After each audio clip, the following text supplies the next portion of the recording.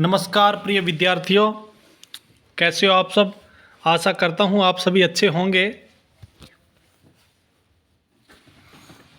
तो आपका बिना समय गवाए हम स्टार्ट करते हैं अपने पहले क्वेश्चन से। यदि आप हमारे इस चैनल पर नए हो और आपने अभी तक इस चैनल को सब्सक्राइब नहीं किया है तो प्लीज़ चैनल को आप सब्सक्राइब ज़रूर कर लें और लाइक ज़रूर करें और अपने दोस्तों के बीच में क्लास को शेयर ज़रूर करें।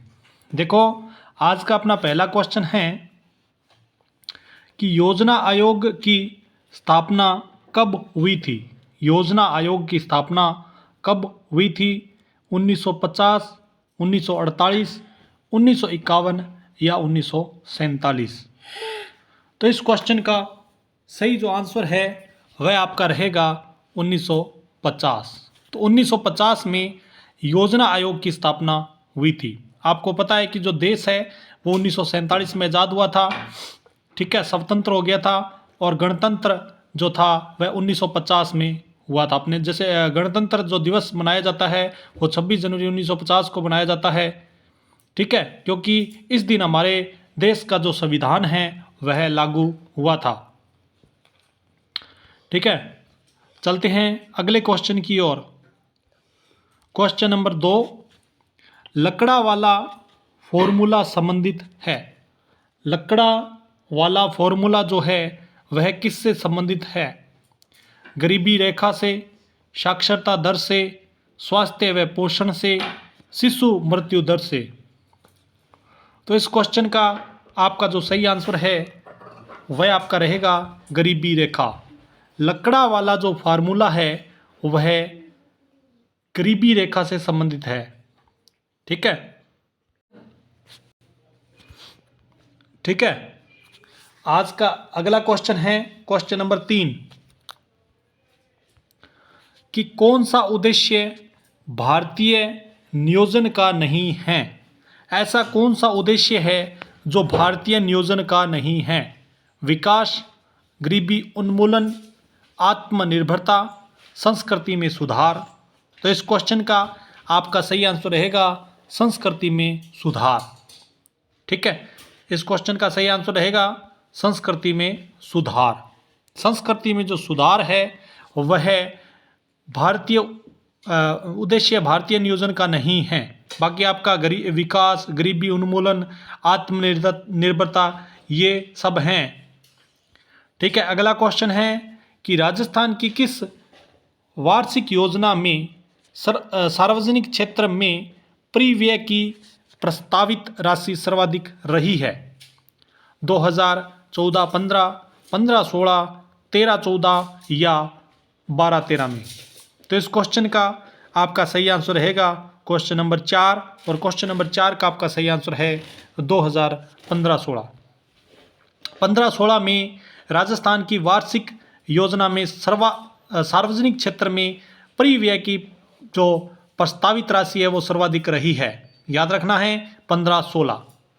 अगला क्वेश्चन है कि 2014-15 में राजस्थान के स्थिर मूल्यों अर्थात 2004-05 पर शुद्ध घरेलू उत्पाद लगभग कितना रहा?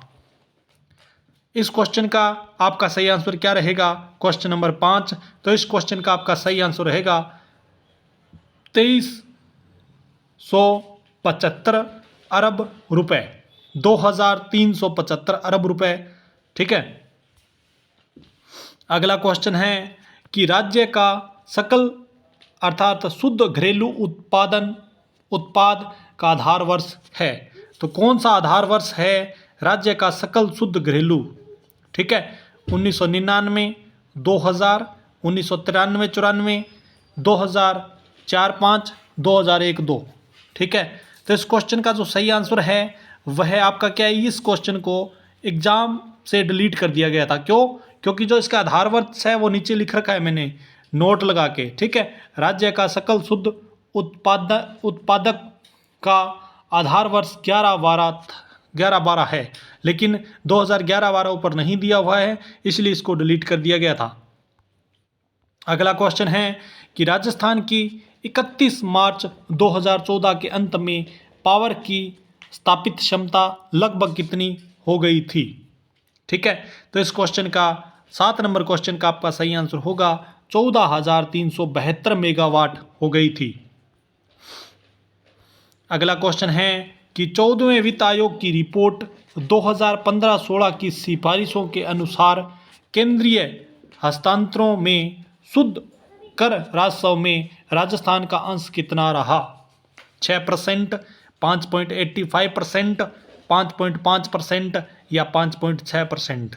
तो क्वेश्चन नंबर 8 और क्वेश्चन नंबर 8 का आपका सही आंसर रहेगा 5.5% रहा था। ठीक है, 2014-15-16 में 14वें वित्त आयोग, लेकिन अभी तो आपको पता है कि 15वां वित्त आयोग आपका चल रहा है। अगला क्वेश्चन है कि राजस्थान की आय में निम्न में से किसका अंश सबसे ऊंचा है? वन, खनन, निर्माण या उपरोक्त में से कोई नहीं। क्वेश्चन नंबर 9 और इसका सही आंसर रहेगा खनन। राजस्थान में आय में जो खनन का जो अंश है वह सर्वाधिक ऊंचा है। अगला क्वेश्चन है सरिस्का बाग परियोजना राज्य के किस जिले में स्थित है? सरिस्का बाग परियोजना जो है वह राजस्थान के किस जिले में स्थित है? क्वेश्चन नंबर 10 और इसका सही आंसर रहेगा अलवर। अलवर में सरिस्का बाग परियोजना आपकी स्थित है। अगला क्वेश्चन है कि कौन सी व्याख्या सत्य है? ऐसी कौन सी व्याख्या है जो सत्य है? Question number 11। ठीक है, देखो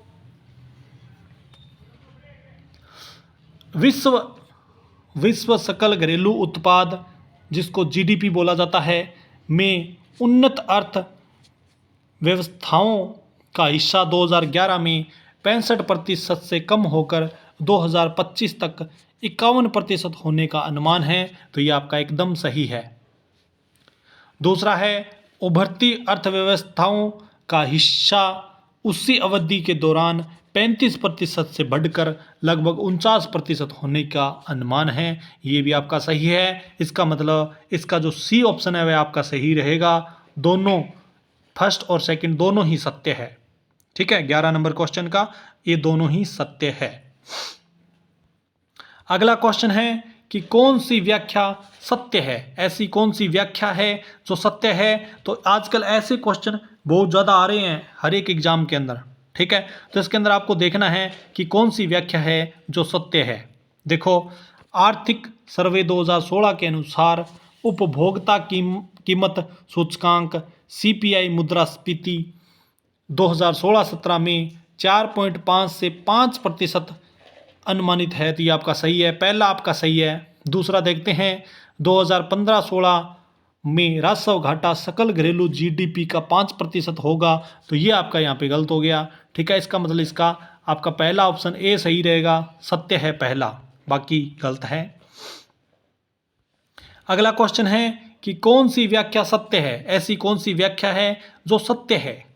ठीक है, इसमें सत्य व्याख्या देखनी है आपको। क्वेश्चन नंबर 13 और 13 का सही आंसर क्या होगा देखते हैं। भारतीयों की जीवन प्रत्याशा 2000 और 2001 में 65 वर्ष थी। तो ये तो सही है, कोई प्रॉब्लम नहीं है। ठीक है, अगला है कि 2011 की जनगणना के अनुसार प्रति 1000 पुरुषों पर महिलाओं की संख्या 940 थी। तो ये आपका दूसरा गलत हो गया। ठीक है, तो आपका दूसरा गलत है। इसका मतलब पहला आपका सत्य रहेगा। 13 नंबर का पहला सत्य है। अगला क्वेश्चन है कि कौन सी व्याख्या सत्य है? देखो, कौन सी व्याख्या सत्य है? मनरेगा योजना 2015 से बंद कर दी गई। तो देखो इस क्वेश्चन को, 14 नंबर जो क्वेश्चन है इसमें आपको कौन सा ऐसा है जो सत्य लग रहा है?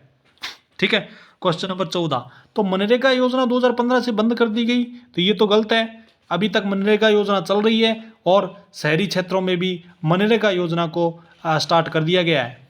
ठीक है, अगला है कि अप्रैल नवंबर 2015 के मध्य प्रत्यक्ष विदेशी विनियोग में 31% की वृद्धि हुई। तो ये आपका सही है।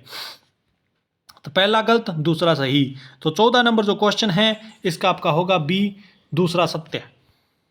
अगला क्वेश्चन है कि कौन सी व्याख्या सत्य है? ऐसी कौन सी व्याख्या है जो सत्य है? 10वीं योजना में कृषि विकास दर 2.13% है। 11वीं योजना की वास्तविक विकास दर 9.2% है। तो क्वेश्चन नंबर 15 और क्वेश्चन नंबर जो 15 है उसके अंदर कौन सा आंसर आपका सही होगा? 10वीं योजना में कृषि विकास दर 2.13% है तो गलत है, और 11वीं योजना की वास्तविक विकास दर 9.2% है, ये भी गलत है। इसका मतलब आपका डी सही होगा।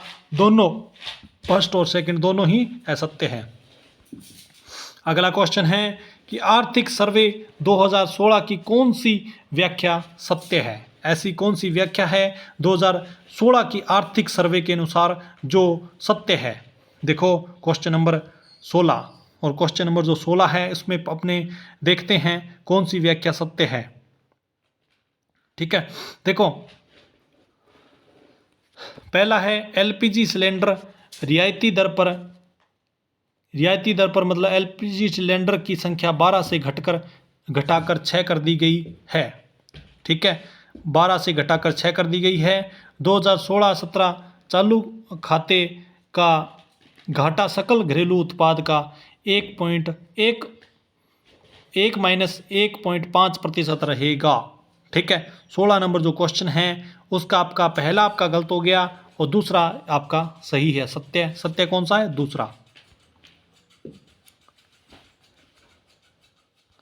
अगला क्वेश्चन है कि निम्न जोड़ों में कौन से जोड़े का मिलाप सही है? ऐसा कौन सा जोड़ा है जिसका मिलाप सही है? क्वेश्चन नंबर 17 और क्वेश्चन नंबर जो 17 है उसमें देखो भारत में 2011-12 में कुल विद्युत उत्पादन क्षमता 2340 लाख किलोवाट।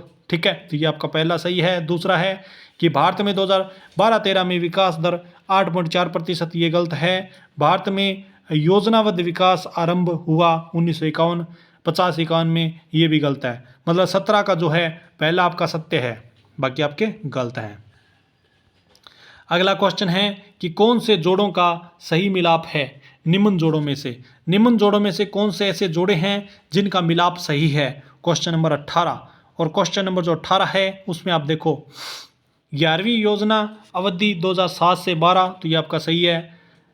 और 11वीं योजना का प्रस्तावित 36,44,718 करोड़ रुपए, ये भी आपका सही है। अप्रैल-नवंबर 2015 में प्रत्यक्ष विदेशी विनिमय 24.8 अरब डॉलर, ये आपका सही है। मतलब इसका डी सही होगा, तीनों ही सही है। अगला क्वेश्चन है कि निम्न जोड़ों का मिलान कीजिए। नीचे दो आपको जोड़े दे रखे हैं, इनका आपको मिलान करना है। क्वेश्चन नंबर 19 और क्वेश्चन नंबर 19 का आपका कैसे मिलान सही होगा ये आपको देखना है। ठीक है, देखो 19 नंबर। ठीक है, 19 नंबर में आपको देखना है कि 2012 में शिशु मृत्यु दर प्रति हजार कितनी है? 49। ठीक है, 10-12 के बीच में मात्र मृत्यु दर प्रति 1 लाख बच्चों पर, तो ये आपके होगी, ठीक है, ये आपकी होगी 255। और भारत में जन्म ये वाली दर 2011 प्रति हजार, ये 21.8। ठीक है,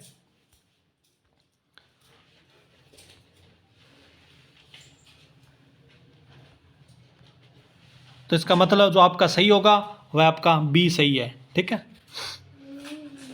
अगला क्वेश्चन है कि निम्न जोड़ों का मिलान कीजिए। जोड़ों का आपको मिलान करना है इसके अंदर। ठीक है, 20 नंबर क्वेश्चन में जैसे आप जोड़े मिलाएंगे तो साक्षरता भारत 2011 में आपको डायरेक्ट ही बता देता हूँ, इसका जो आंसर है वो आपका सी रहेगा। ठीक है, मिलान आप कर लेना इसको। चलते हैं अगले क्वेश्चन की ओर। आहड़ सभ्यता का उत्खनन कार्य सर्वप्रथम किसके नेतृत्व में हुआ था? दयाराम साहनी, अमलानंद घोष, अक्षय कीर्ति व्यास या रतन चंद्र अग्रवाल? ठीक है, तो 21 नंबर जो क्वेश्चन है इसका सही आंसर होगा अक्षय कीर्ति व्यास।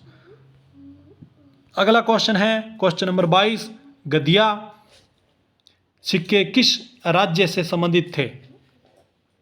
तो इसमें ये क्वेश्चन डिलीट हो गया था क्योंकि जो गधिया सिक्के थे वह जयपुर और उदयपुर दोनों रियासतों में प्रचलित थे। और आंसर जो है वह इसमें दोनों दे रखे हैं, उदयपुर और जयपुर, उदयपुर और जयपुर। क्वेश्चन नंबर 23, राजस्थान में पाषाण युगीन संस्कृति कहाँ प्राप्त हुई? राजस्थान में पाषाण युगीन संस्कृति है वह कहाँ प्राप्त हुई थी? तो 23 नंबर जो क्वेश्चन है इसका आपका सही आंसर होगा नदियों और सहायक नदियों के किनारे प्राप्त हुई थी पाषाण युगीन संस्कृति। अगला क्वेश्चन है कि राजस्थान में पशुपालन के प्राचीनतम साक्ष्य कहाँ प्राप्त हुए?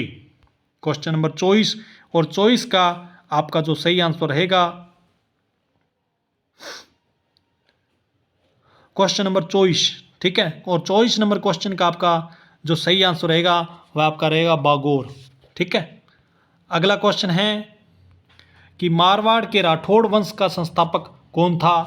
मारवाड़ के जो राठौड़ वंश थे उनका संस्थापक कौन था? क्वेश्चन नंबर 25, और क्वेश्चन नंबर 25 का सही आंसर होगा राव सिंहा। अगला क्वेश्चन है कि अजमेर नगर की स्थापना कब हुई थी? अजमेर नगर की स्थापना कब हुई थी? क्वेश्चन नंबर 26, और क्वेश्चन नंबर 26 का सही आंसर 1113 ईस्वी में अजमेर नगर की स्थापना हुई थी।